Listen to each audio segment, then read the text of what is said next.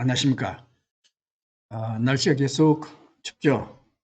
어, 포항의 일일문화 아카데미 회원들, 그 다음에 울산의 울산문화 아카데미 회원들, 경주의 문화와 사람들, 그리고 서울의 서울문화 아카데미 회원들 다 잘 계시죠.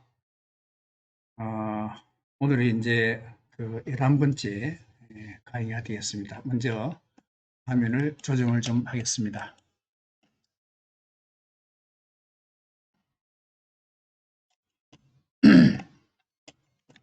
11번째 강의는 일본의 그 버블 경제가 어떻게 발생됐으며, 어떻게 붕괴됐는가, 그 다음에 그 이후에 아베가 어떤 경제 정책을 썼는가에 대한 강의가 되겠습니다. 원래 이제 버블이 발생되면은 돈이 넘쳐나요. 그 돈이 넘쳐나면은 그 돈을 쓰는데 전부 다 욕망을 해소하는 데 쓰거든요. 근데 욕망 해소하는 데 쓰는데 대개 다 이제 좋은 데 쓰기보다는 나쁜 데 많이 써요. 그래 되면은 온 사회가 혼돈스러운 사회가 되는 겁니다. 그래서 일본 경제에 버블이 끼기 시작하면서 일본은 욕망과 혼돈의 사회로 바뀌어지게 돼요. 그래서 이번 강의는 일본의 버블이 어떻게 발생됐는가 이것까지만 강의를 하겠습니다. 먼저 그 이전에 뭘 말씀드리는가 하면 대공황에 대해서 말씀을 드렸었죠. 1929년에 일어난 대공황이 1945년에 해소가 되는데 그때 이 정책을 좀 잘못 썼어요. 원래 대공황이 발생되면은 그 이제 버블이 발생된 거거든요. 버블을 꺼질 때 갑자기 탁 꺼지면 안 된다 그랬어요. 그래서 버블 꺼질 때는 서서히 버블을 꺼지도록 해야 되는데 그때는 원래 돈을 축소하면 안 됩니다. 돈을 많이 풀어야 돼요. 근데 그때 돈을 많이 풀지 못했어요. 또 한 가지는 금리 인사입니다. 금리 인사하면 안 되는데 금리 인상을 팍 해버렸어요. 그 바람에 이 대공황은 1945년도까지 진행이 되는 겁니다. 그래서 그 이후에 일본도 똑같아요. 일본도 버블 붕괴를 꺼질 때 갑자기 팍 꺼뜨렸습니다. 그리고 금리 인상까지 딱 해버렸어요. 그래서 대공황이나 그다음에 일본의 버블 붕괴는 굉장히 오랫동안 지속이 됩니다. 일본의 버블 붕괴 이후의 경제 위기가 30년 계속된 이유는 바로 버블을 갑자기 팍 꺼뜨린 거하고 그다음에 금리를 올린 데 그 원인이 있습니다. 그래서 코로나19도 절대로 그 긴축 정책, 그러니까 돈을 푸는 정책을 계속 실시할 것이고 금리도 2023년까지는 아마도 금리를 안 올릴 겁니다. 그 이유가 뭔가 하면요. 대공황하고 일본의 경제 위기를 모델로 삼습니다. 그렇기 때문에 돈을 긴축 정책은 잘 안 할 것이고 계속 돈 찍어서 뿌릴 것이고 금리도 올리지 않을 겁니다. 그래서 전번 시간에 했던 대공황과 브레튼 우드 체제 잠깐 한번 보고 넘어갈게요.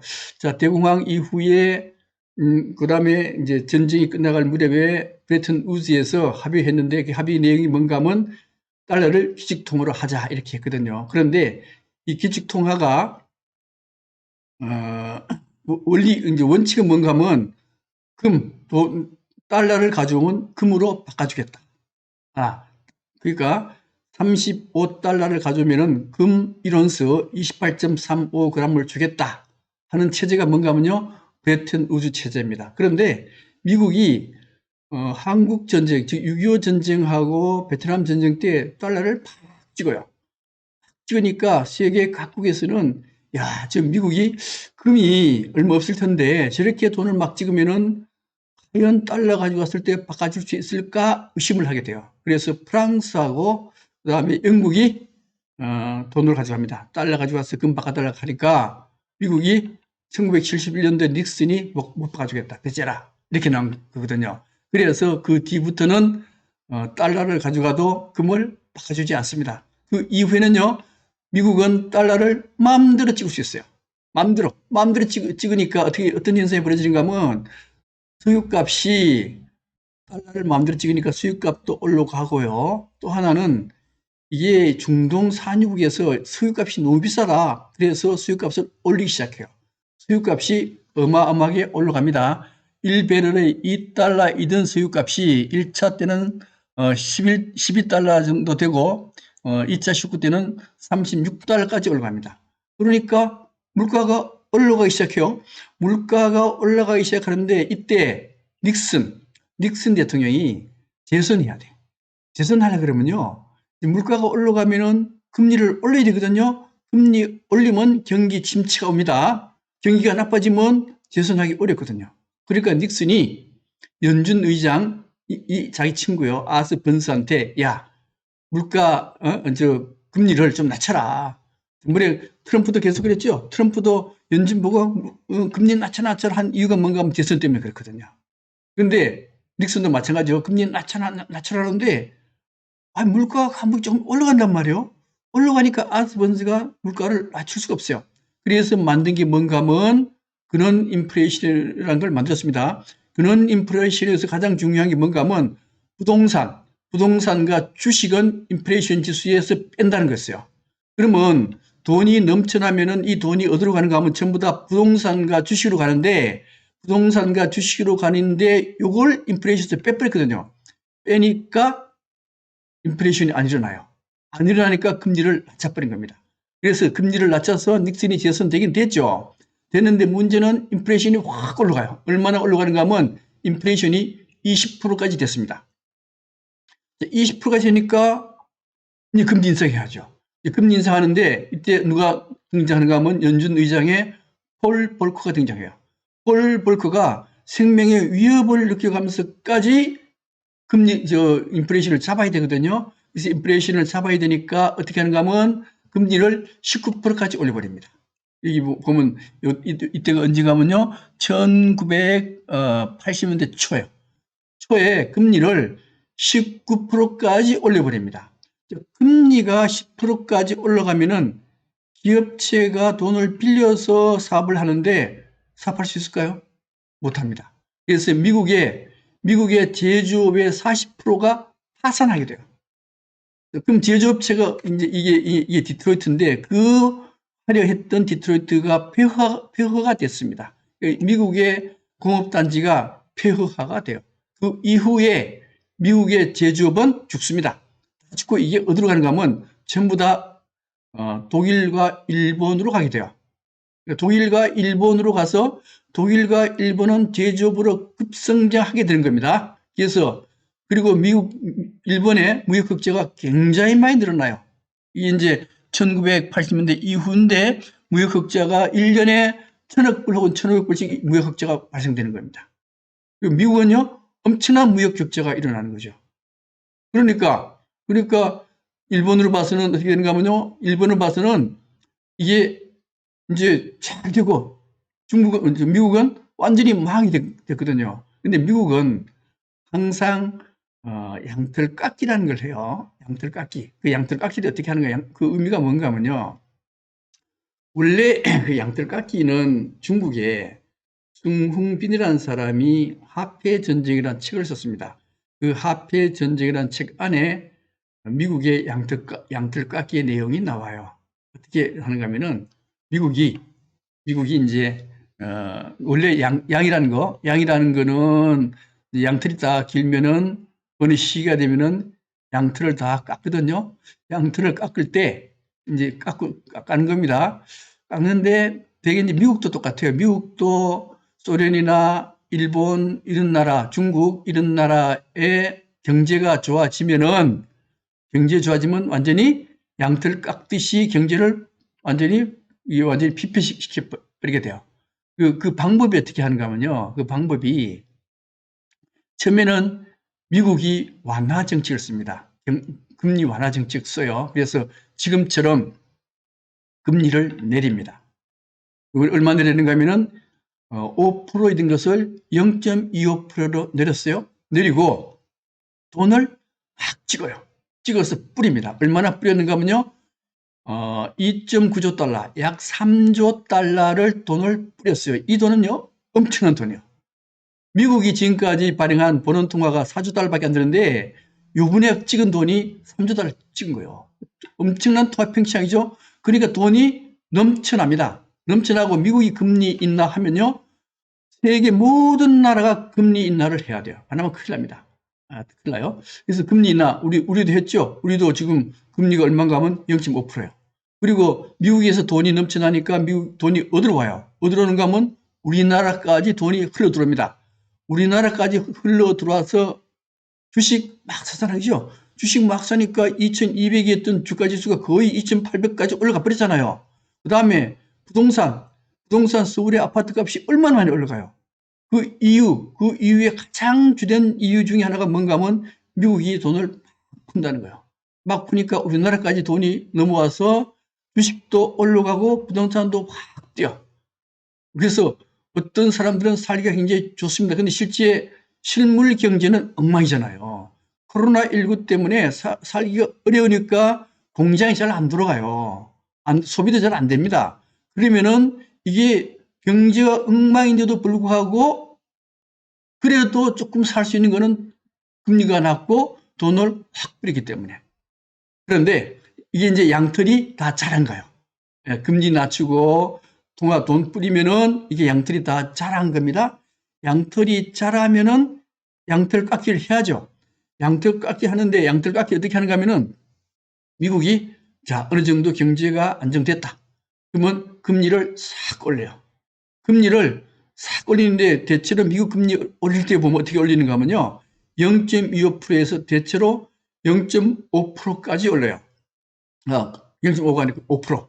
5%인데 이 5% 정도 되어야 연준이 금리 정책을 자유자재로 쓸 수가 있어요.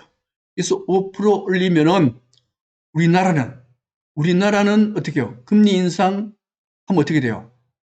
우리 만약에 우리 기준금리를 5% 올리면은 대출 금리는 7% 돼요. 7% 되면은 서울에 그 강남의 아파트 한 채가 20억인데 대출 한 10억 빌렸다 합시다. 지금은 뭐 20%밖에 안 되니까 뭐 얼마 안 되지만 전에는 한 50% 빌릴 수 있잖아요. 그러면 10억 원을 빌렸다 그러면은 뭐 2, 3% 정도 때는 그냥 건들 수 있는데 7%가 되면요. 이게 이자를 내기가 굉장히 어렵습니다. 그러면 너도 나도 집을 팔라 그래요. 집을 팔라 그러면 집값이 폭락합니다. 폭락하면은 어떤 현상이 벌어지는가 하면 일본의 버블 붕괴와 똑같은 현상이 벌어져요. 주식 폭락하고 그다음에 집값 폭락하면은 이 버블 붕괴와 같이 돼서 대공황이 일어나 버린단 말이죠. 그죠? 그러니까 우리나라에서는 어떻게 하는가 하면은 미국이 금리를 5% 올리더라도 우리는 이런 문제 때문에 금리를 5%못 올린다. 우리는 우리 0.5%잖아요. 0.5%인데 우리 2%만 올릴게. 그럼 3% 차이가 나잖아요. 그죠? 3% 차이가 나면은 돈은 눈을 반짝반짝 빛냅니다. 빛내면서 돈 드는 대로 찾아가요. 그러면 2%가 이거 문제 있다. 5%짜리 가야지. 그러면 어떻게 해요? 우리나라에 있는 외국 자금들이 미국으로 가게 돼요. 얼마나 가느냐? 만약에 최고로 많이 가면 얼마나 가는가 하면요. 우리나라의 주식 시가총액이 2,200조입니다. 이게 지금 주가 지수가 2,800으로 2,770으로 봤을 때 시가총액이 2,200조거든요. 근데 외국인이 여기에 투자한 돈이 얼마인가 하면은 약 40% 조금 덜 돼요. 한 40% 정도가 됩니다. 그러면 2,200조에 40%가 되면은 800조가 돼요. 800조를 달러로 8,800조 800조가 되는데 달러로 환산하면은 8천억 달러가 됩니다. 그러면 이 8천억 달러가 미국으로 가요. 미국으로 가는데 그럼 우리가 달러를 다 바꿔줘야 될 거 아니에요. 우리나라가 가지고 있는 달러가 얼마인가 하면 4천억 달러밖에 안 돼요. 그러면 4천억 달러는 못 바꿔주잖아요. 그죠? 그러면 이게 뭐예요? 이게 외환위기입니다. 만약에 미국이 금리를 올리는데 금리를 안 올리게 되면 우리나라는 반드시 외환위기가 오기 때문에 미국이 금리를 올리면은 반드시 올려야 돼요. 금리를 낮추면 반드시 낮춰야 돼. 그래서 우리는요, 경제 주권이 있느냐? 없습니다. 미국에 따라서 움직여야 돼요. 세계 각국이 다 똑같아요. 중국도 똑같습니다. 미국 따라 안 움직이면은 전부 다 외환 위기가 발생돼요. 근데 미국 따라 안 움직여도 되는 나라가, 경제 주권이 있는 나라가 있어요. 그 나라가 누군가 하면요, 북한입니다. 북한은 미국이 금리 올리든 말든 북한 마음대로 해도 돼요. 이런 나라가 있고, 그 북한은 못 살잖아요. 못 살면 돼요. 그 다음에 이란도 이게 미국이 금리 올리든 말든 이란 마음대로 할 수가 있어요. 또 베네수엘라 그 차베스 그 근무하는 것도 미국이 금리 올리든 말든 마음대로 할 수 있습니다. 경제 주권을 가지고 있어요. 이런 나라는요, 거지 같은 나라예요. 못 사는 나라입니다. 일본을, 미국을 따라가지 않으면 가난한 나라가 돼버려요. 그 터키 마찬가지, 터키 에르도안 대통령, 걔도 경제주권 가지려고 미국하고 반대 방향으로 갔잖아요. 하니까 터키에 있는 달러가 빠져나가기 시작합니다. 못 빠져나가게 하려면 어떻게 해야 돼요? 금리를 올려야 됩니다. 금리를 얼마나 올렸는지 아십니까? 30%까지 금리를 올렸었어요. 지금 좀 낮췄지만은. 이렇게 경제가 완전히 미국대로 안 하면은, 미국을 따라가지 않으면 경제가 완전히 파탄납니다. 그렇기 때문에 반드시 미국을 따라갈 수밖에 없어요. 일본도 마찬가지입니다. 일본도 미국이 금리 완화할 때, 금리 인하할 때 일본도 금리 인하했어요. 근데 미국이 금리 인상하니까 똑같이 금리 인상하다가 버블이 파괴된 겁니다. 버블이 꺼지면서 경제 위기가 왔던 거거든요. 다시 말씀드리면은 미국이 경제 완화를 할 때 같이 경제 완화해서 버블이 생겼는데 미국이 금리를 인상하게 되면은 이때 잘 대처해야 버블 붕괴가 안 돼요. 이게 잘못했기 때문에 버블 붕괴가 돼버린 겁니다. 근데 요 중국 한번 볼까요? 중국은 아주 기묘한 일이 발생해요. 어떤 일이 발생하는가 하면은 코로나 이후의 중국 경제입니다. 중국 경제인데 코로나 이후에요. 전 세계 국가 중에서 가장 경제가 성장하는 나라는 중국입니다. 볼까요? 숫자를 한번 볼까요? 숫자를 보면은 중국이 2020년 1, 4분기 때는 물론 마이너스 성장이요. 근데 2, 4분기 때는 3.2% 플러스 성장이요. 세계 각국이 2, 4분기 때는 전부 다 마이너스 성장이요. 유럽은 전부 다 마이너스 10% 이상 마이너스 10% 이상 성장이요. 마이너스입니다. 그 다음에 미국 2, 3분기 때 거의 한 마이너스 30%죠. 근데 이제 각국 나라마다 성장률 개선하는 방법이 틀려요. 미국이 마이너스 30%를 하는 거는 2, 4분기처럼 전부 다 그렇게 가면은 마이너스 30%라는 얘기고, 실제는 2, 3분기만 그러니까 그걸 4로 나누면은 마이너스 8% 이래 되는 겁니다. 미국도 마이너스 8%. 예. 우리나라도 마이너스였죠? 마이너스였습니다. 마이너스고, 그 다음에 일본도 마이너스, 전 세계가 마이너스인데 중국은 플러스 3.2%예요. 3, 4분기 플러스 약 5%. 그 다음에 4, 4분기도 아마도 플러스입니다. 그래서 전 세계가 2022년은 전부 다 마이너스인데도 불구하고요, 중국은 플러스 2%로 추정돼요. 우리나라는요? 우리나라는 현재 마이너스 1.1% 성장률이 1.1%입니다. 그러니까 중국이 전 세계에서 경제 상황이 가장 좋아요. 가장 좋고 무역 흑자도 엄청나게 많이 납니다. 현재 무역 흑자가요, 한 달에 600억 달러의 무역 흑자가 나요. 우리는 1년에 겨우 600억 달러 흑자 나는데 중국은 한 달에 600억 달러 흑자가 납니다. 근데 우리나라가 중국하고 경제가 완전히 묶여 있어요. 중국이 무역 흑자 많이 나면 우리도 무역 흑자 많이 나요. 그래서 우리나라도 무역 흑자가 11월 달 경제 무역 흑자가 많이 납니다. 이유는 거기 있어요. 그러니까 중국 경제 굉장히 좋습니다. 굉장히 좋고, 그 다음에 위안화하고 원화하고는 묶여 있어요. 원화가 지금 1250원 가다가 지금 1100원 밑으로 떨어졌잖아요. 굉장히 많이 절상됐습니다. 이게 중국도 똑같아요. 중국이 절상되면은 우리도 절상되고, 중국이 절하되면 우리도 절하돼요.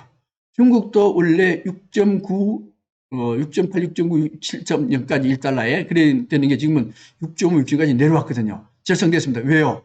경제 상황이 좋을 거다. 좋아질 것이다. 그러면 달러가 미국에서 달러가 우리나라를 막 넘어오듯이 중국에서 달러가 막 들어갑니다. 들어가는데 문제는 중국의 주가 문제입니다. 주가인데 이 중국 주가를 잘 보면요. 여기 2007년쯤 되면 이게 주가가 6천까지 올라가요. 이게 그 전에 1년 전인가요? 1년 전에는 1000이던 게 1년 만에 6배 올라가. 그 뒤에 주가가 팍 떨어져 가지고요. 2010년, 2012년쯤 되면 이게 2000m 떨어져. 그러다가 2015년쯤 되면 또 5천까지 쫙 올라가요. 그 다음에 이제 그 뒤로는 또 이렇게 내려와서 지금 현재 3,300 주위로 왔다 갔다 해요. 근데 이게 왜 그런가 하면은 중국은 기업 부채가 굉장히 높아요. 잘못하면 중국 기업이 쓰러집니다. 그 당시 2007, 8년에 기업 부채가 얼마인가 하면 170%예요. 세계에서 제일 기업 부채가 높습니다. 그래서 중국 정부가 어떻게 생각하는가 하면, 야, 이거 기업 부채 너무 높은데 이거 어떻게 하면 해결할까? 그렇지. 주가를 띄우자. 이 주가를 팍 띄웁니다. 1000포인트에서 6000포인트 6배로 팍 띄워요. 띄고 난 뒤에 주가가 뭐 올라가잖아요. 올라가니까 중국 사람, 농사 짓는 중국 사람도 전부 주식시장에 뛰어들어요. 그래서 농사 안 짓고 주식만 들떠보고 있는 거예요. 그래서 중국의 투자의 80%가 전부 다 개인들이에요. 개인들인데, 자, 중국은 찬스 해가지고 어떻게 하는가 하면 유상증자를 합니다. 유상증자라는 게 뭔가 하면 여기에 있는 주식시장에 있는 돈을 기업체로 끌어들이는 거예요, 이게. 끌어들여서 그때 아마 한 170%에서 150%로 낮추니까 주식 물량이 왕창 늘어나니까 주식이 폭락한 겁니다. 폭락해서 얼마나 폭락했느냐? 2000m로 내려가 버린 거예요. 그러면 주식했던 사람들 뭐가 돼요? 다 거지 되는 거예요. 거지 되는데 기업체는요? 기업체는 돈 벌었지. 근데 이게 뭔가 하면 기업 부채를 누구한테? 개인들한테 떠넘긴 겁니다. 이렇게 중국의 주식시장은 요 기업체 운영하는 놈들이 자꾸만 주식 발행해가지고 돈을 주머니에 넣는 바람에 주가가 잘 안 올라가요.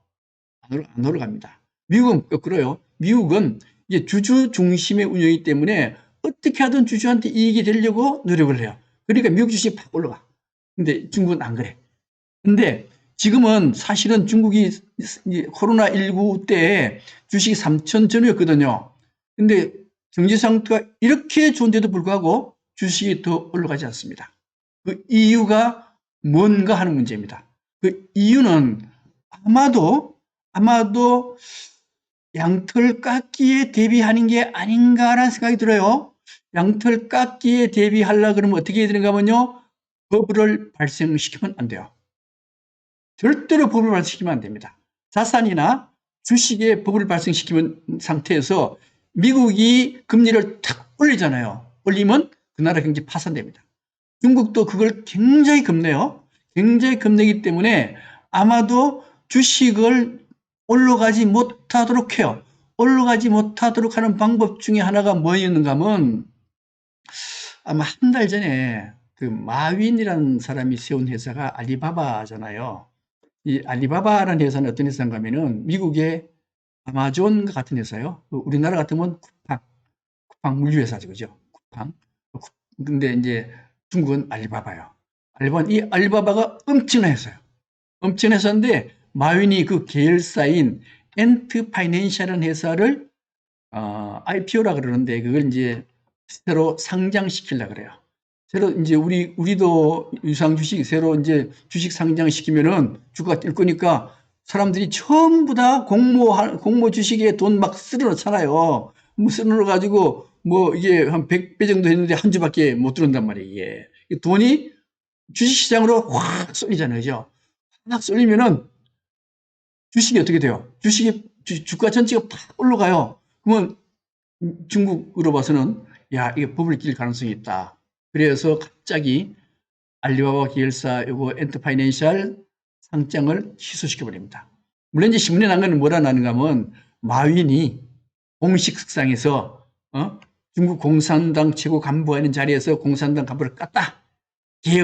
공산당 간부 때문에 개혁이 제대로 안 된다고 깠다. 가지고 그 보복 조치로 상장 취소했다라고 하는 설도 있습니다. 물론 뭐 그럴 가능성도 있어요. 근데 더 큰 이유는 미국이 3년 뒤에는 반드시 양털 깎기를 할 것이다. 양털 깎기를 할 것이기 때문에 주식에 버블을 끼게 해서는 안 된다라는 이유가 굉장히 크게 작용했다라고 볼 수 있는 겁니다. 또 하나는 자산에도 버블을 못 끼게 해요. 자산에도 버블을 못 끼게 하려고 그러면은 금리를 올려야 되는데 중국은 금리에 넣은 손은 잘 안 돼요. 안 되고 이제 지급준비율에 손을 댑니다. 나 지급준비를 나중에 얘기를 할게요. 그걸 손대 가지고 금리를 안 올리면서 돈을 빨아들여요. 돈을 빨아들이면 긴축이죠. 긴축하면은요, 돈이 빨아들이면은 이게 그 기업체가 돈 구하기 어렵잖아요. 돈 구하기 어려우니까 파산할 수 있어요. 근데 중국에는 현재 국유 기업체가 파산한 경우가 자꾸 일어나요. 예를 들면은 이 칭화윤이라는 건 어떤 회사인가 하면은 중국의 반도체 굴기해서 그 대표적 주자가 칭화윤이라는 회사입니다. 원래 지방정부가 주관하는 회사인데 이게 트리플 A라는 신용등급, 최고의 신용등급을 가진 칭화윤이가 갑자기 디폴트 선언했어요. 우리 빚 못 갚겠다. 배째라. 이렇게 난 거예요. 그 이유가 뭔가 하면요. 현재 중국은 긴축 정책을 하고 있기 때문에 그렇습니다. 그 이유는 뭐예요? 이유는 3년 뒤에 분명히 미국은 양털 깎기를 할 것이다. 이렇게 생각해서 긴축 정책을 하고 있는 겁니다. 이렇게 보면요. 중국의 정책이 아주 차원 높은 정책이 아닌가 이런 생각도 들어요. 근데 사실 양털 깎기는 언제 하는가 하면요. 미국의 GDP의 40% 선에서 양털 깎기를 해요. 처음에 소련이 40% 됐을 때 양털 깎기를 해버립니다. 그래 망했죠.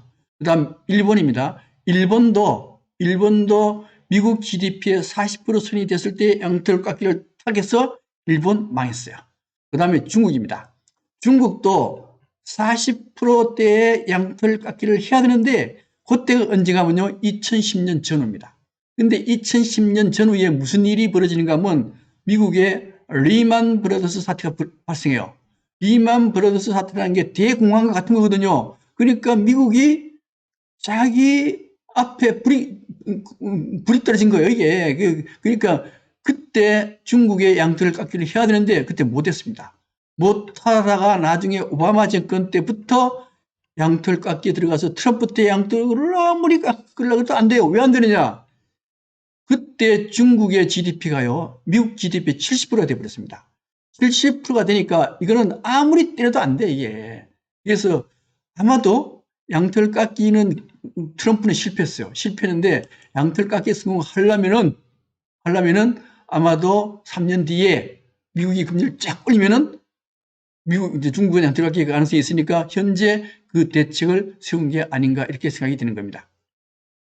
근데 일단 그러면은 일본은 어떤 과정을 거쳐서 양털 깎기를 당했는가 한번 볼까요? 처음에 한국전쟁입니다. 한국전쟁은 우리나라로 봐서는 비극이지만은 일본으로 봐서는 이거는 신이 내린 선물이다. 이렇게 생각한 거예요. 왜 그런가 하면 전쟁을 하면요. 엄청난 물자가 들어갑니다.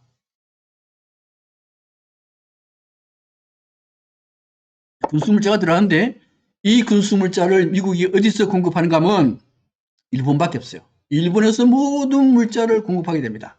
그러니까 일본은요. 1954년부터 1955년부터 경제가 급성장해요. 이 도표보면은 엄청난 성장을 하거든요. 엄청난 성장을 해요. 연평균 9.1%씩 성장합니다. 그러니까 갑자기 6.25 전쟁 때문에 일본은 세계 제2위의 경제 대국이 돼요. 자, 이게 한국 전쟁 때문에 그런 거거든요. 그 다음에 두 번째는 뭔가 하면 아까도 말씀드렸듯이 79년도에 인플레이션이 20%까지 오르니까 미국이 19%의 금리 인상을 합니다. 이게 19% 금리 인상했거든요. 이때 금리 인상하니까 미국의 모든 공장지대가 폐허가 될 정도로 모든 제조업은 일본과 독일로 옮겨가게 돼요.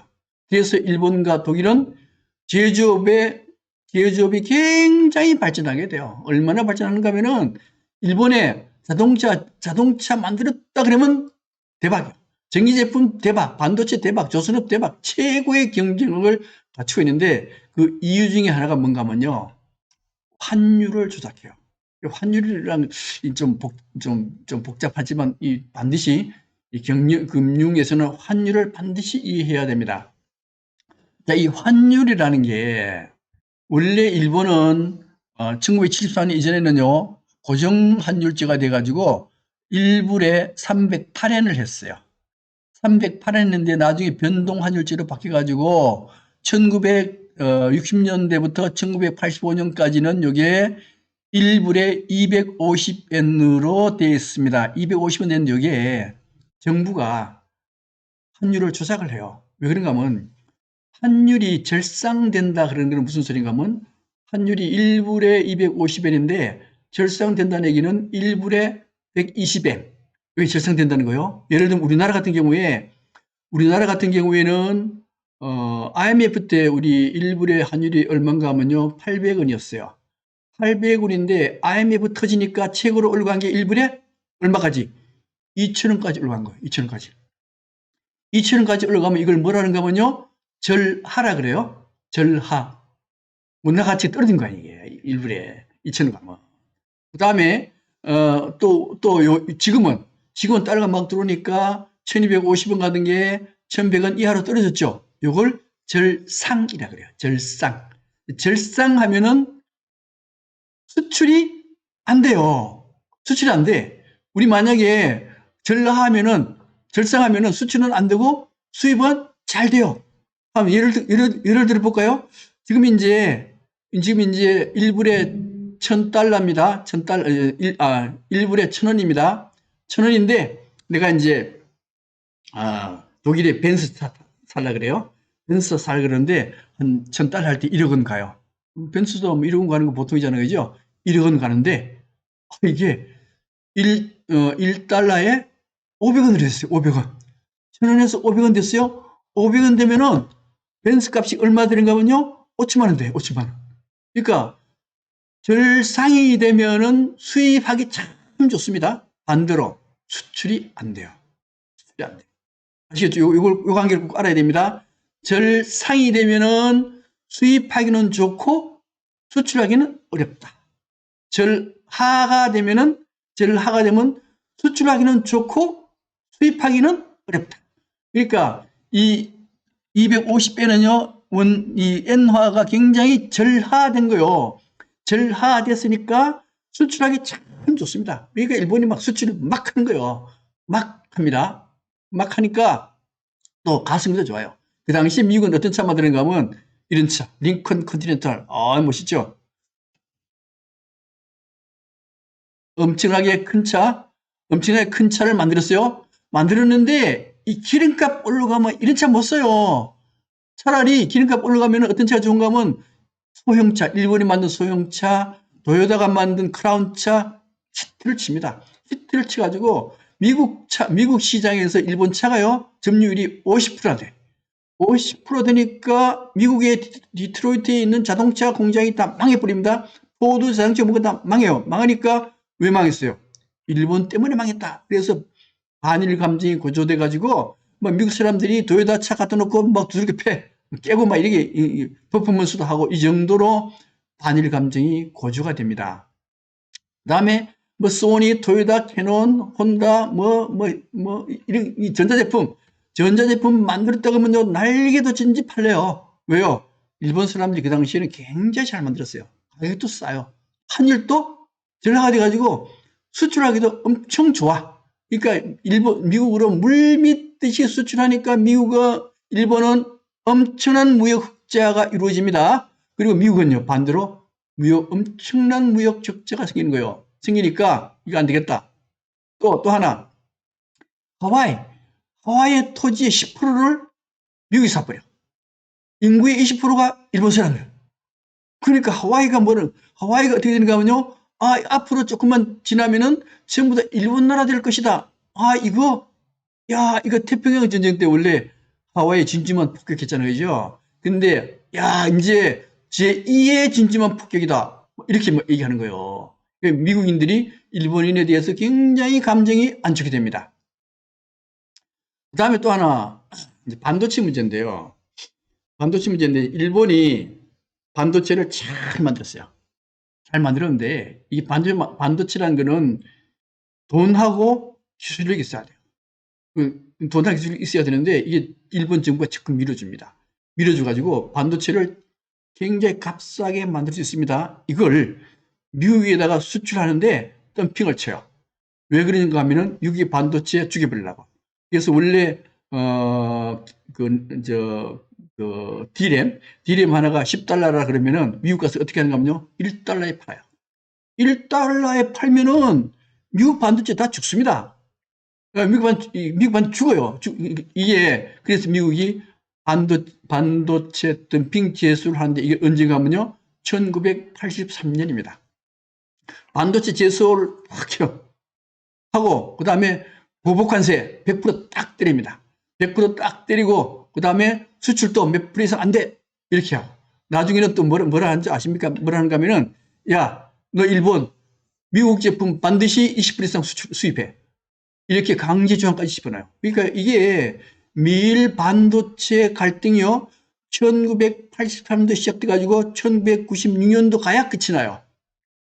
이 반도체 갈등이 굉장히 심하게 일어납니다. 요걸 누가 딱 보는가 하면요, 요걸 그 당시에 일본에 가 있던 이병철 회장님이 그걸 딱 봐요. 찬스. 우리나라의 굉장한 찬스다. 우리나라는 재료도 아무것도 없잖아요. 근데 이 반도체는 흙가지 만드는 거예요. 실리콘 흙가지 만드니까, 야, 흙가지고 이렇게 큰 돈을 벌 수 있는 거는 반도체밖에 없다. 우리 반도체 산업 하겠다 딱 선언합니다. 언제요? 요때 1983년도 선언하는데 세계 사람들이 다 웃었어요. 왜 웃었는가 하면은, 반도체 산업이라 하는 것은 어마어마한 돈이 들어가고, 또 하나는요, 기술자가 굉장히 많이 필요합니다. 근데 그 당시 한국은 돈도 없고 기술자도 없어요. 그러니까 웃어버린 거예요. 이거 중국 예를 들어도 똑같아요. 중국이 2019년도에 원유 수입이 한 2천억 달러 돼요. 반도체 수입이 3,050억 달러입니다. 그러니까 반도체가 석유보다가 1.5배나 더 돈이 들어가요. 그러니까 반도체는 중국으로 봐서는 석유보다 더 중요해. 중요하니까, 야, 이거 안 되겠다. 우리도 반도체를 자급자족해야 되겠다. 그래서 2000년도 초에, 아마 2012년쯤 되는 것 같아요, 반도체 굴기라 그래가지고 정부에서 돈을 어마어마하게 대줍니다. 어마어마하게 대주고 미국의 인재를 뽑아와요. 뽑아오고 우리나라한테 인재를 막 훔쳐가. 그래서 반도체 공장을 하나 세웠는데, 그게 아까 말씀드렸던 칭화윤희가 중심된 거예요. 칭화윤이 되는데 실패했잖아요. 왜요? 돈은 있어요. 근데 기술자가 없는 거예요. 기술자가 원래 한 30만 정도가 필요하다 그래요. 근데 중국은 한 3만 명밖에 안 된대. 그 핵심 만드는 기술자가요. 이 실패한 겁니다. 앞으로도 성공할 가능성이 있느냐? 굉장히 어렵다는 거예요. 이렇게 반도체 산업은 어렵습니다. 어려운데 이병철 회장이 하겠다 그러니까 세상 사람들이 웃었지. 웃었는데 이걸 성공시켜요. 물론 정부의 지원도 있고 기술자는 대체로 일본서 데려옵니다. 원래 이병철 회장이 일본 통이잖아요. 그래서 기술자가 데려와가지고 반도체를 성공시켜요. 그래가지고 현재 우리나라 전체 그 GDP의 20%가 반도체가 차지해요. 만약에 이거 이병철 회장님이 그 당시에 그런 해안이 없었더라면은 우리나라 경제는 어떻게 될지도 모릅니다. 그래서 그 갈등 와중에 이렇게 반도체 산업을 성공을 시키게 되는 겁니다.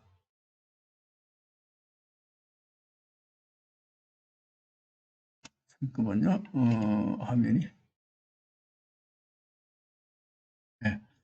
자, 어쨌든, 근데 이제 미국이 안 보니까 일본이 무역 흑자가 엄청나게 나는데 미국은 무역 적자네? 엄청난 적자네?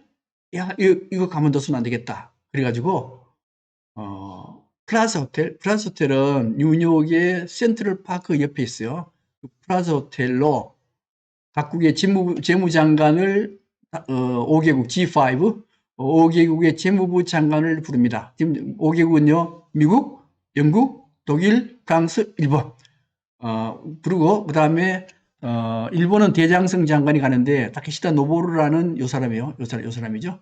대장성 장관이 가는데, 이게 만약에 잘못해가지고요, 잘못해서 알려지면 큰일 나요. 이게 대장성 재무부 장관이 모였다는 자체도 비밀입니다. 알면은 큰일 날 일이 있어요. 그래서 아주 비밀스럽게 원래는 이제 골프 치러 간다 해가지고 공항 근처에 골프 치러 가는 척하고 기자들을 버리고 골프 치니까 기자들을 따돌리고 그 비행기 타고 뉴욕으로 날아갔던 거예요. 그래서 회의를 합니다. 회의에서 무슨 회의 하는가 하면은 회의에 발표한 내용이 아주 짤막해요. 이게 이제 여기 프라자 호텔이거든요. 이게 프라자 호텔인데 여기서 회의를 하고 난 뒤에 뭐라고 발표하는가 하면 국제수지 불균형 해소와 이를 위한 환율 조정에 협력한다. 요 한마디밖에 없어요. 다른 거 없습니다. 근데 여기에 이면 계약이 있는데 이면 계약이 뭔가 하면 지금 미국하고 일본하고 독일이 수출이 무역제가 너무 나니까 너희들 돈 평가 절상시켜라. 아까 그랬죠. 절상시키면 수출이 안 된다 그랬죠. 그죠? 그래서 1, 2년 내에 너희들 돈 100% 250엔 하는 걸 120엔으로 절상시켜라. 그래서 독일과 일본이 yes 그랬습니다. 오케이. 근데 그걸 발표를 못해요. 발표하면 큰일 납니다. 그래서 단지 이렇게만 하고 가요. 가는데 그다음에 이제 그러고 난 뒤에 이제 엔화가 원래 120엔, 250엔 했잖아요. 250엔 했던 게 금방 얼마나 떨어진가면요. 120엔으로 떨어집니다. 120엔으로 떨어졌다가 1995년도에 고베 대지진이 일어나요. 고베 대지진이 일어났을 때 80엔으로 떨어집니다. 80엔으로 떨어지고 그 다음에 또 이렇게 나중에 120엔으로 올라갔다가 다시 얼마나 떨어지는가 하면요. 동일본 대지진 때 75엔까지 떨어져요. 그러다가 지금 얼마가 하면 한 105엔 정도 되죠. 그죠? 105엔, 지금 105엔이요. 일단 120엔으로까지 딱 떨어졌습니다. 그러면 250엔 하던 게 120엔 떨어지면 수출이 어떻게 돼요? 수출이 절단 나는 겁니다. 절단 나요. 근데 어떻게 되는가 하면은 자, 이게 엔화가 갑자기 절상 팍 뜨니까 일본 경제가 엉망으로 되는 거예요. 엉망돼요. 이 성장률이 마이너스 0.5% 되는 겁니다. 그래서 모든 정치가 모든 국민들은 성장률을 쳐다봐요. 성장률이 가장 중요해요. 정치하는 사람들한테 성장률보다 더 중요한 게 없어요. 왜 성장률보다 더 중요한가 하면은 이 성장률은 일자리 창출하고 연관되어 있습니다. 중국 한번 예를 들어볼까요? 중국 같은 경우에는 1년에 대학교 졸업한 애들이 830만 명 나와요. 고졸하고 기타 등등 포함하면은 1년에 새로 취업해야 될 사람들이 1,500만에서 1,600만 명이 됩니다. 근데 이들한테 일자리를 줘야 되는데 일자리를 주려 그러면은 경제 성장이 플러스가 돼야 돼요. 어떻게 계산되는가 하면 대체로 중국에서 경제 성장률 1%가 성장하면은 약 200만 명이 일자리를 얻어요. 그러니까 중국이 만약에 1,600만 명이 일자리가 필요하다면은 중국은 몇 프로를 성장해야 되는가 하면 8%를 성장해야 됩니다. 8% 성장해야 되는데 8% 성장하면 어떻게 돼요?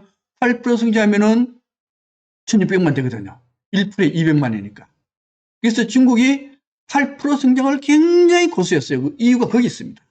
그런데 지금 중국의 성장률이 얼마인가 하면은 작년은 한 6%밖에 안 돼요. 경제가 나빠가지고.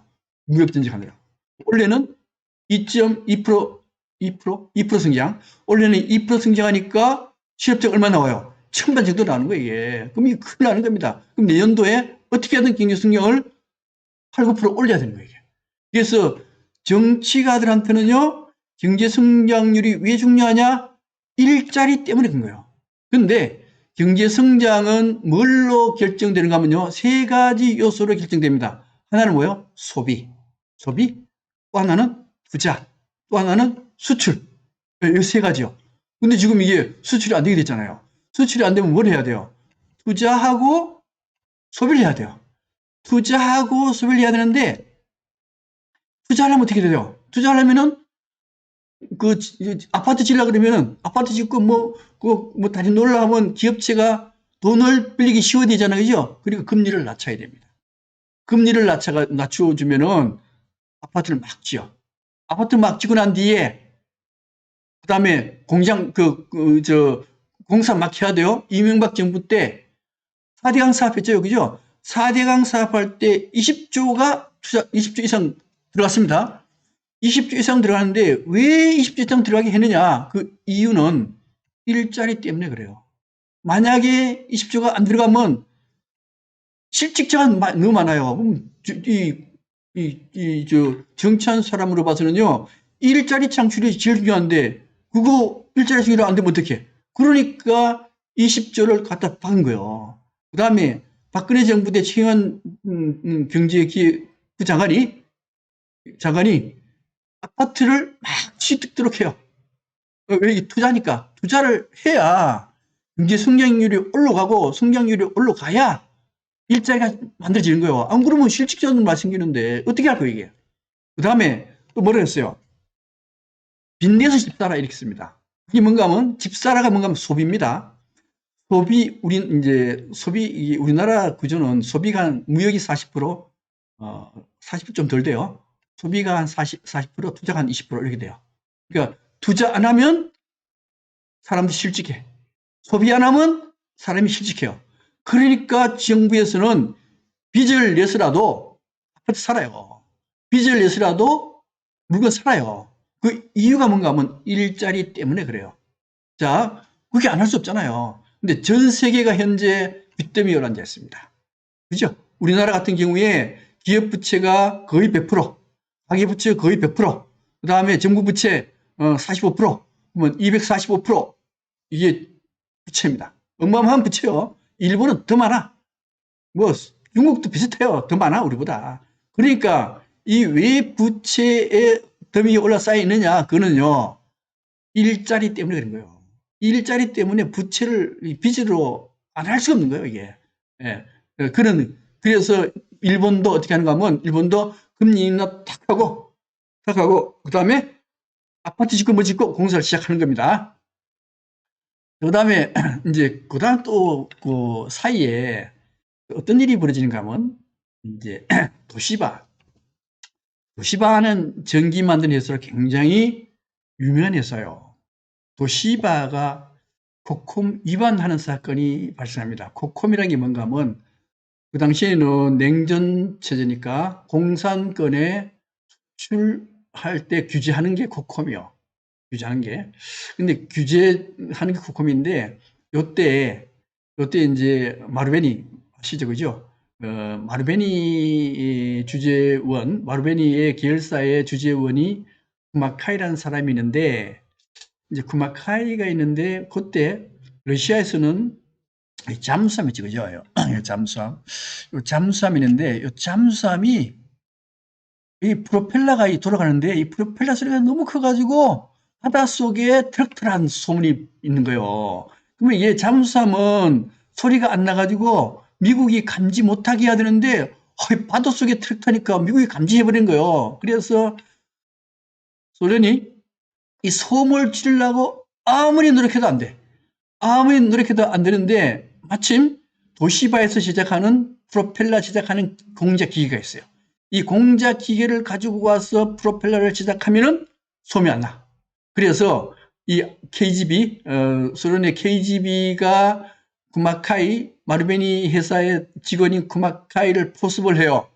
포섭을 해가지고 이 사람의 공작으로 도시바에서 공작 기계를 러시아로, 소련으로 수출합니다.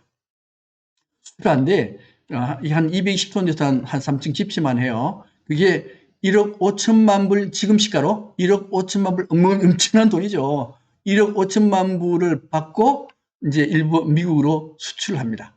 수출하는데, 그런데 문제는 이제 이 쿠마카이라는 사람이 승진에서 탈락해요. 탈락하니까 성질이 빡 난 거예요. 그래가지고 사표를 내면서 퇴직금을 엄청나게 요구한 겁니다. 그러면서 뭐라 하면 이거 퇴직금 안 주면은 고발하겠다. 이렇게 된 거예요. 근데 마르베니 그쪽 회사에서 안 줬어요. 안 주니까 요 쿠마카이가 경찰에 일본 경찰에 고발해요. 고발하니까 일본 경찰이 딱 보니까 이거 하면 안 되겠네. 무죄. 그 다음에 코콤 본부에다 고발해요. 코콤 본부에다 고발하니까 코콤도 뭐 조사 보니까 뭐 별거 없으니까 그냥 무죄. 그러니까 이 쿠마카이가 성질이 더 나가지고 미국에다가 고발해요. 미국에서 고발하니까 미국에서 도시바지로 항의를 했어요. 왜 일인데 왜 어떻게 된 일이냐 그러니까 이것은 쿠마카이 개인의 일이다. 개인이 이놈아가 나쁜 짓을 해가지고 이렇게 돼가지고 우리 잘라버린 것이다.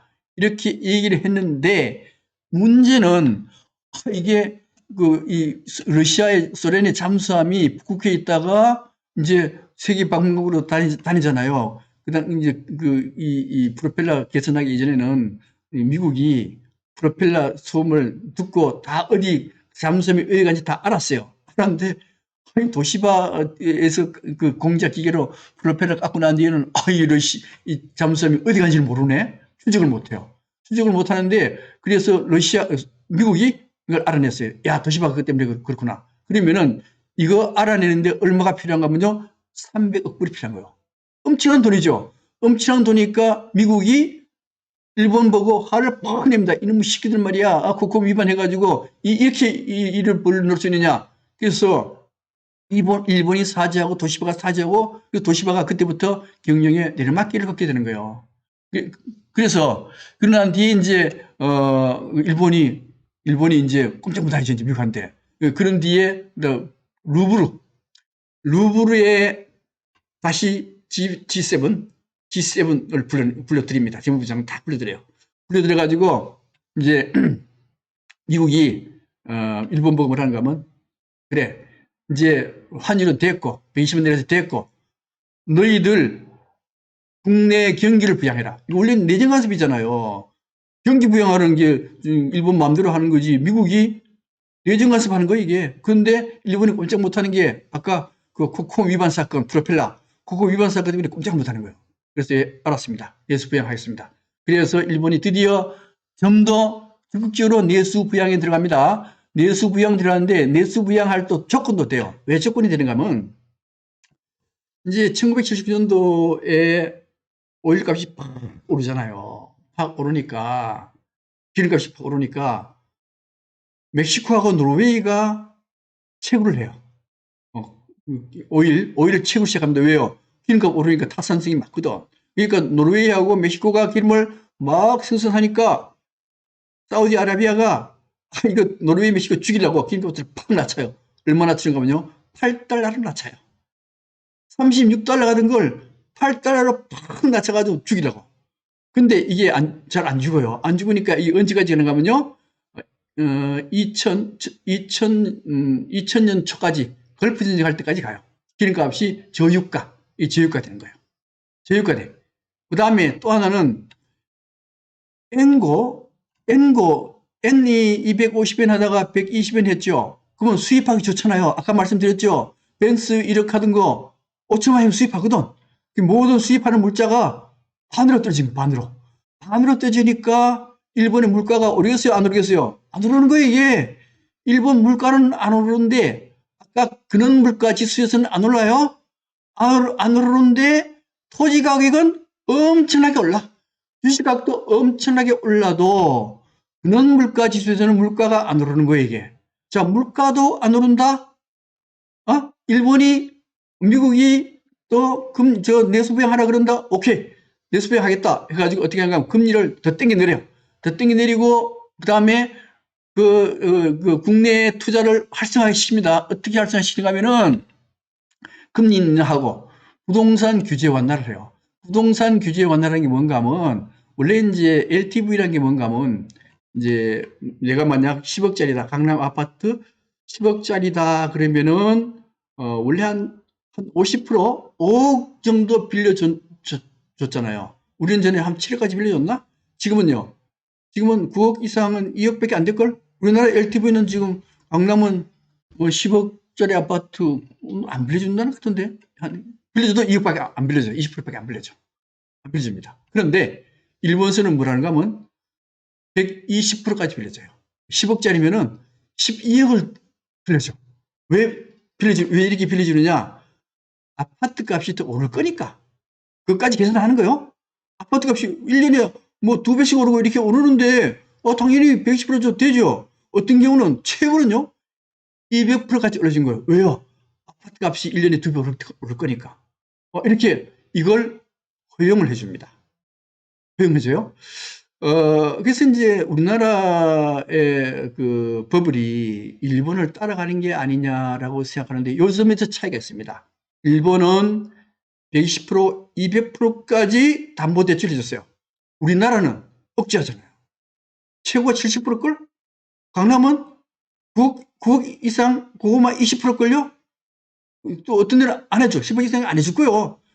이건 그렇게 해야 됩니다. 그렇게 해야 버블 확 올라갔을 때 꺼질 때 그렇게 일본처럼 안 꺼지는 거예요, 이게. 근데 일본은 이렇게 해버린 거예요. 그리고 이제 부동산 올라갔죠. 부동산 올라가니까 너도 나도 그다음에 은행에 연결해서 부동산 살려고 그래요. 부동산은 천정부지로 올라가 버립니다. 그다음 또 하나 뭔가 하면요. 이제 내수 부양을 하니까 전국적으로 골프장 다 껴요. 이 골프장 짓고 호텔 짓고 리조트 짓고 스키장 짓고 왜 이렇게 짓느냐? 이제 상위층은 돈이 많이 했어요. 그죠? 버블이니까 주식도 올라가고 뭐도 올라가니까 돈이 엄청나게 많아. 엄청나게 많으니까 그 당시에 외제차가 굉장히 많습니다. 외제차도 막 굴리고 그다음에 친목도모 해야 돼. 친목도모 하려면은 골프장 가서 친목도모 조금 아주 우아하잖아요. 호텔 가서 잠자고 리조트 가고 스키장 가고 그래서 골프장이 얼마나 지어지느냐? 2,400개 지어져요. 2,400개. 1970년대 500개밖에 안 되는 게 2,400개 엄청나게 많이 지어요. 스키장 1,000개. 방막 거기에 골프장 짓고 스키장 지어요. 그런데 그다음에 이제 스키장 골프장 이제 만들려면은 수용하잖아요. 그죠? 수용하는데 그 안에 민간인들 살면은 안 나가네? 안 나가니까 깡패 동원해. 야쿠자 동원해가지고 두들겨 패가지고 내보내요. 어떤 데는 죽이는 경우도 있었습니다. 이렇게 하고, 여기 또 뭐가 개입되는가 하면 정치인과 관료가 개입돼. 이게 관료의 이권이 개입되는 거예요. 이게 타락으로 가게 되는 겁니다. 근데 이제 나중에 이 버블 붕괴 폭락하잖아요. 버블 붕괴해서 부동산이고 주식이 다 폭락하잖아요. 그죠? 그래서 골프장의 회원권이요. 우리도 지금 회원권이 뭐 1억 간다, 3억 간다 하잖아. 그죠? 일본도 똑같았어요. 골프장 회원권이 97%나 폭락해요. 97년도에. 그 골프장에 사람 안 갑니다. 안 가니까 골프장이 텅텅 비잖아요. 그래서 우리나라 사람들이 골프 치러 가면 어디로 가요? 일본으로 가요. 주로. 일본 가는 이유가 거기 있는 거예요. 그 다음에 이게 스키장이든 리조트든 이게 나중에 전부 다 폭삭망해가지고 다 없어져요. 이게. 예. 그 다음에 이제 버블이 막 원래 금리는 처음에 버블이 막 시작되잖아. 그죠? 시작될 때 금리를 조금씩 올려야 됩니다. 올려야 돼요. 예를 들면은 우리나라도 지금 기준금리가 0.5%잖아요. 0.5%인데 지금 부동산이 올라가니까 기준금리가 조금 더 올라가요. 이렇게 금리를 올려야 버블을 잡을 수가 있어요. 일본은 이때 부동산하고 주식이 막 뛸 때 사실은 금리를 올려야 됩니다. 올려야 되는데 문제는 아까 말씀드렸던 그런 인플레이션에 보면은 부동산하고 주식은 포함이 안 됐어요. 그게 아무리 올라가도 물가 지수는 떨어져 있어요. 그러니까 금리 올리는 걸 실기해 버립니다. 이게 첫 번째 이유였어요. 그다음에 그래서 부동산 가치 급상승하죠. 뭐 어떤 데는 10배씩 뛰고 이렇게 해요. 뛰고 그다음에 주식 문제입니다. 주식인데 이게 1987년도에 NTT, 일본의 NTT라는 회사가 있어요. 통신회사인데 우리나라로 생각하면 KT라는 회사예요. KT 아시죠? 네, 이걸 1987년도에 상장을 합니다. 국민주죠. 우리나라도 국민주 뭐 포스코라든가 한전이라든가 이거 상장할 때 전 국민들이 돈을 모아서 주식 투자했잖아요. 마찬가지입니다. 일본도 NTT를 상장할 때 전 국민들이 여기에 돈을 집어넣어요. 근데 한 주에 얼마인가 하면요. 120만 명 했어요. 120만 명 했는데 나중에 얼마까지 올라가는가 하면 400만 명까지 올라가네? 400만 원까지 올라가니까 주식이 막 이것만 올라가는 게 아니고 일본 전체 주식이 막 올라가요. 올라가면 어떻게 해요? 모든 사람은 주식에 투자해야죠. 지금도 똑같아요. 지금도 1,400된 주식이 지금 2,800까지 올라갔단 말이에요. 이게 올라가니까 너도 나도 영혼까지 끌어서 빚을 끌어내가지고 주식 투자하고 집 투자하잖아요. 서학개미, 동학개미, 서학개미 투자한 거 아니에요, 이게. 했는데, 일본도 똑같았어요. 일본도 전부 다 빚을 내서 주식 투자를 한 겁니다. 주식이 천정부지로 올라가요. 그래서 이거 작아서 안 보이는데, NTT. 이게 전 세계 50대 기업인데요. 50대 기업, 전 세계 50대 기업 중에 일본이 차지하는 게 얼마인가 하면요. 일본 차지하는 게 60% 이상 차지해요. 그러니까 일본 기업이 전 세계를 제패해. NTT, 아까 말씀드렸지, NTT가 주식이 제일 커요. NTT 하나만 해도 우리나라의 GDP하고 똑같아. 그 다음에 NTT 하나만 해도 독일 전체 주식 총액하고 똑같아요. 이렇게 된 거예요. 사실 지금도요, 애플, 미국의 애플 아시죠? 애플 주식 총액이 우리나라 주식 시가총액과 비슷해. 지금도 그래요. 근데 하여튼 NTT가 그렇게 주가가 높았어요. 그리고 주식이 얼마나 올라가느냐, 얼마 올라가는가 하면 이게 70한 5년 다 만 포인트 되던 게 얼마 올라가는가 하면요, 4만 포인트로 올라갑니다. 4만 포인트 올라갔다가 얼마로 꺾이는가 하면요, 8천 포인트로 꺾여요. 버블 꺼지면서 8천 포인트로 꺾였다가 아베가 등장하면서 얼마 올라가는가 하면 지금 한 2만 7천까지 올라갔을 거예요. 이런 상태입니다. 그러니까 아직도 4만에 절대 못 미쳐요. 그 당시 주식이 얼마나 올라가는가 잘 알 수 있죠. 그죠? 그 다음에 기업도요. 사업할 필요 없어.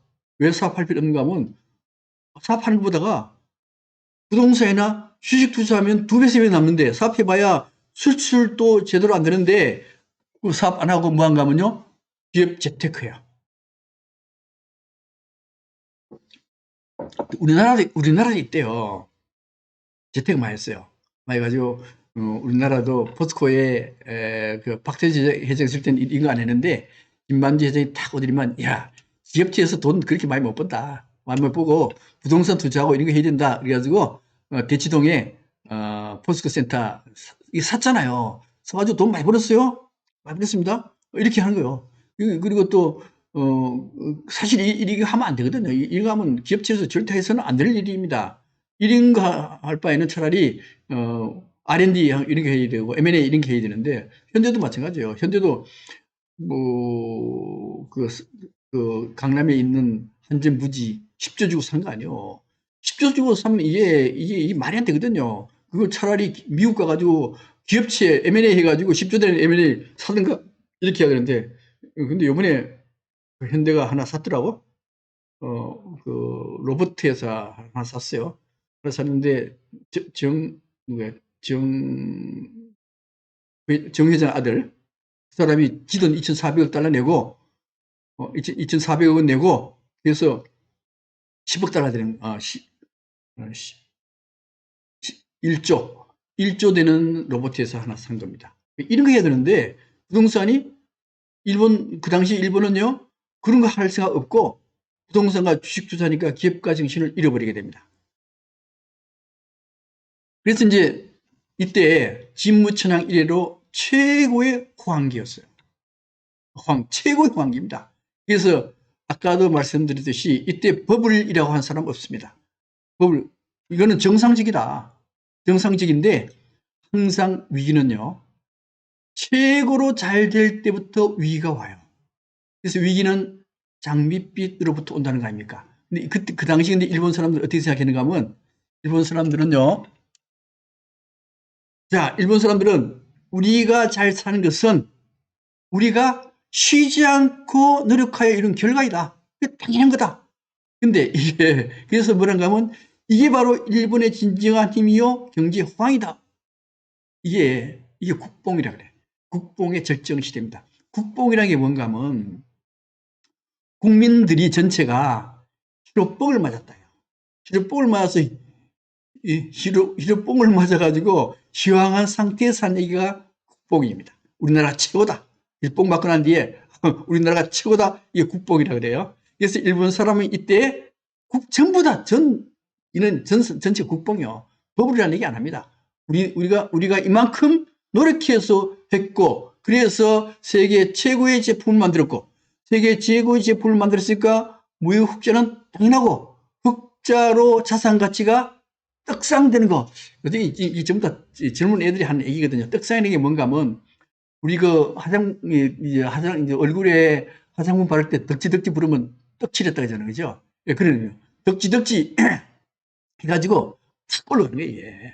이게 떡상이라고 합니다. 그래서, 흑자로 자산 가치가 떡상이 되고, 내려갈 때 떡락이라 그래요.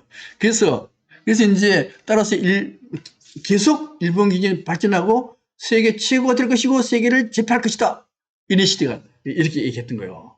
근데 이제 그래서 고지마 노부타카라는 사람이 있는데 이 사람은 부동산으로 부자 된 거예요. 부동산으로 천억에 우리로 말하면 1조를 번 겁니다. 1조를 벌어가지고 돈 많잖아요. 돈 많으면 술집 가면은 얼마를 가져가는가 하면 100만 원 다 벌어가지고 가요. 우리 돈으로 하면 1000만 원이고 지금 돈으로 하면 한 3천만 원 되지. 그 돈을 딱 술집에 가져가가지고 딱 붙여놓고 쉬지도 않아. 쉬지도 않고 옆에 있는 아가씨 가슴에 한 20만, 100만 원이니까 한 10만 원 꼽아줘. 지금으로 하면 한 2, 300만 원 되죠. 그죠? 뭐 치마에는 뭐 더 많이 꼽아주고 이렇게 해가지고 흥청망청하는 시기요. 술집 아가씨도 좋지. 이때가 좋았어요. 이때가 참 좋은 시기였습니다. 좋은 시기였는데 나중에 버블이 꺼지고 난 뒤에 이 사람이 빚이 얼마냐? 빚이 100억에 우리나라로 하면 1000억에 빚쟁이가 돼버린 거예요. 이렇게 폭삭 망하게 되는 겁니다. 그 다음에 부동산 매입 다 해요. 록펠러 센터 매입하고 엠파이어 스테이트 빌딩 매입하고 콜럼버스 픽처스 매입하고 돈이 남아 도니까 흑자가 많으니까 남아 들어가지고 막 부동산 매입하니까 이게 제2의 진주만 습격이다 그러고 그래서 일본도 지금의 그 흑자로요 엄청난 돈을 투자를 했습니다. 외국에 투자해 놨어요. 투자해 가지고 지금도 이제 투자하면은 국채라든가 건물 살 거 아닙니까? 그러면 국채 사면 이자가 들어오고 빌딩 사면은 임대 소득이 들어옵니다. 그 소득이 얼마인가 하면은 매년 20조 엔 이상이 들어와요. 20조 엔이라고 하면 우리나라 돈으로 하면 얼마인가 하면은 220조 되죠. 그죠? 220조. 우리나라 내년 예산이 588조인데 220조면 우리나라 예산에 한 40% 들어, 40% 되나? 그쯤 되죠. 40%가 어디서 들어와요? 외국에서 수입 들어오는 거예요. 이렇게. 우리나라도 들어와요. 우리나라는 얼마 들어오는가 하면은 우리나라는 현재 외국의 채무배가 채권만 4천억 달러 정도 됩니다. 4천억 달러가 돼가지고 한 25조 원 정도 들었고요. 20조에서 25조 원 정도 수입이 들어옵니다. 우리나라도 계속 투자해야 되는 거예요. 투자해야 돼. 일본은 얼마나 투자되어 있느냐? 3조 달러가 투자되어 있어요. 버블 붕괴 이후에도 일본은요, 돈 막 쥐어가지고 해외에,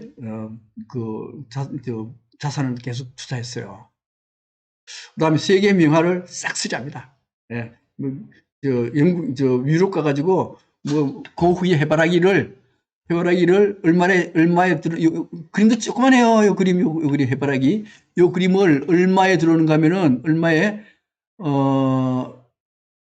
3,990만 달러. 이게 3,629만 달러면 이게 얼마가 400억 정도 돼요. 400억. 400 이상 주고 들어와요. 400 이상 주고 요 조그만 그림을. 그리고 이것뿐만 아니고 모든 명화를 다 수입해 들어와. 그러니까 우리 그 유럽의 명화 전시회를 갈 때 유럽 갈 필요 없어요. 일본 전시회, 유럽 명화 전시회 그거 가면 돼요. 그렇게 많이 사들인 거예요, 이게. 자, 이제 그다음에 이제 이러다 보니까 일본의 부동산 가격이 폭등을 합니다. 폭등해. 폭등하는데 문제는 이 부동산을 가지고 있고 주식을 가지고 있는 사람들은 일본 전체 20%밖에 안 돼요. 20%밖에 안 되니까 80%는 박탈감을 느껴요. 박탈감뿐만 아니고 도쿄 시내 집값이 점점점 올라갑니다. 올라가니까 80% 되는 사람들은 여기에 살 수가 없어요. 살 수가 없으니까 도쿄 근방으로 다 쫓겨갑니다. 쫓겨가요. 쫓겨가가지고 또 이제 사무실은 도쿄 시내에 있으니까 거기 도쿄 근방에서 사무실 출근하려 그러면은 지하철이 지옥입니다. 완전 지옥이요. 특히 일본, 저도 일본에 한 얼마 있었는데 일본의 사무실은요 8시 반 돼야 문 열어요. 8시 반 돼서 9시 근무면 30분밖에 없어요.